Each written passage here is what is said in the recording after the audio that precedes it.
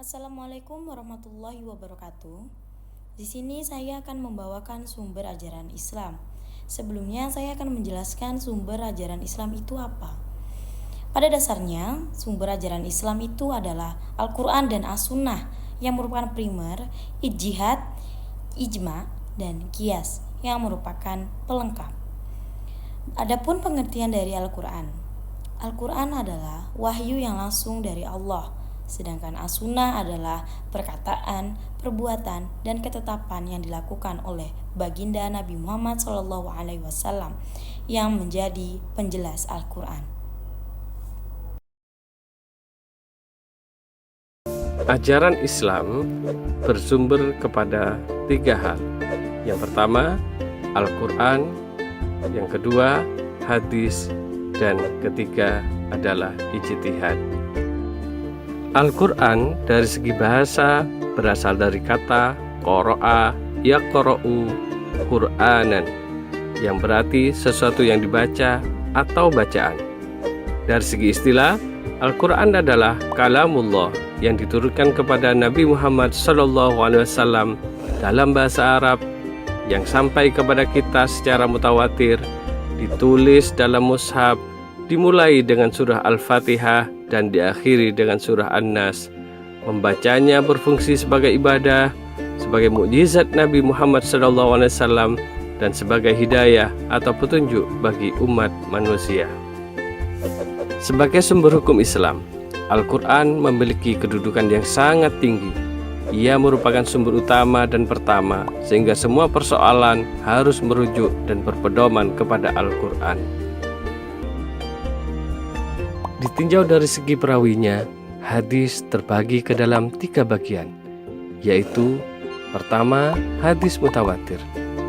Hadis mutawatir adalah hadis yang diriwayatkan oleh banyak perawi, baik dari kalangan para sahabat maupun generasi sesudahnya, dan dipastikan di antara mereka tidak terdapat dusta.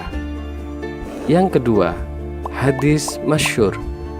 Hadis masyhur adalah hadis yang diriwayatkan oleh 2 orang sahabat atau lebih yang tidak mencapai derajat mutawatir, namun setelah itu tersebar dan diriwayatkan oleh sekian banyak tabi'in sehingga tidak mungkin bersepakat dusta. Dan yang ketiga adalah hadis ahad. Hadis ahad adalah hadis yang hanya diriwayatkan oleh 1 atau 2 orang perawi sehingga tidak mencapai derajat mutawatir. Dilihat dari segi kualitas orang yang meriwayatkan hadis, maka hadis ahad terbagi kepada 4 macam. Yang pertama, yaitu hadis sahih. Hadis sahih adalah hadis yang diriwayatkan oleh perawi yang adil, kuat hafalannya, tajam penelitiannya, sanadnya bersambung kepada Rasulullah SAW, tidak tercela dan tidak bertentangan dengan riwayat yang lebih terpercaya. Hadis ini dijadikan sumber hukum dalam beribadah. Yang kedua, hadis hasan.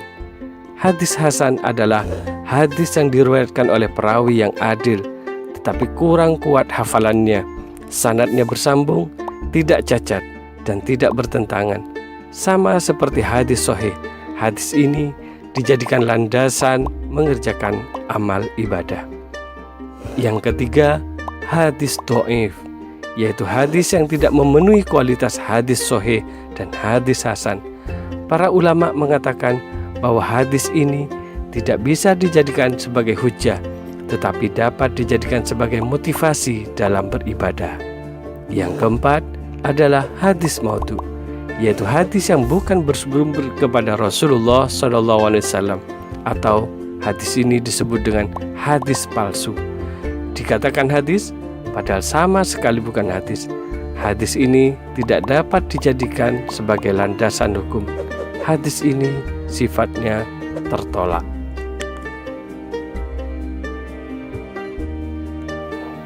Sumber hukum Islam yang ketiga setelah Al-Quran dan hadis adalah ijtihad. Ijtihad menurut bahasa dapat bermakna bersungguh-sungguh, sedangkan menurut istilah berarti berusaha dengan sungguh-sungguh untuk memecahkan sesuatu masalah yang tidak ada ketetapan hukumnya, baik dalam Al-Quran maupun hadis. Karena ijtihad merupakan kegiatan penting untuk mengambil keputusan hukum, maka orang yang berijtihad atau disebut mujtahid harus memenuhi syarat-syarat sebagai berikut. Yang pertama, memahami kandungan Al-Quran dan hadis. Kedua, memahami bahasa Arab dengan seluk-beluk ilmunya dan segala kelengkapannya. Ketiga, memahami ilmu usul fiqh dan kaidah-kaidah fikih secara mendalam. 4. Memahami persoalan ijma'. Dan yang terakhir, memiliki kecerdasan dan akhlakul karimah. Dasar hukum atau dalil dibolehkannya ijtihad di antaranya adalah Al-Quran Surah An-Nisa ayat 59 dan Al-Quran Surah An-Nisa ayat 105. Begitu juga dalam hadis yang diriwayatkan oleh Imam Bukhari sebagai berikut. Bentuk-bentuk ijtihad yang disepakati di antaranya adalah ijma' dan qiyas. Menurut bahasa, ijma' berarti sepakat, setuju atau sependapat. Sedangkan menurut istilah, ijma' adalah kesepakatan para mujtahid dalam memutuskan suatu masalah sesudah Rasulullah SAW wafat terhadap hukum syar'i. Salah satu produk hukum contoh ijma' adalah pengumpulan ayat-ayat Al-Quran yang masih terpisah, kemudian membukukannya sebagai mushaf sehingga sampai kepada kita saat ini. Bentuk ijtihad yang kedua adalah qiyas. Qiyas menurut bahasa artinya mengukur, membandingkan, menimbang. Sedangkan menurut istilah, qiyas adalah menetapkan hukum atas suatu kejadian yang tidak ada dasar nas dengan cara membandingkan kepada sesuatu kejadian lain yang telah ditetapkan hukumnya berdasarkan nas karena ada persamaan ilat antara kedua kejadian tersebut. Contohnya, mempersamakan hukum bir dan narkoba dengan khomer karena ada kesamaan ilat yaitu sama-sama memabukkan. Ada beberapa hikmah menjadikan Al-Quran, hadis, dan ijtihad sebagai sumber hukum Islam. Antara lain, yang pertama, tidak tersesat dalam berperilaku sesuai tuntunan agama Islam. Yang kedua, menjadikan diri sebagai orang yang taat beribadah dengan penuh ketulusan. Ketiga, terbiasa membaca dan mengkaji Al-Quran serta hadis.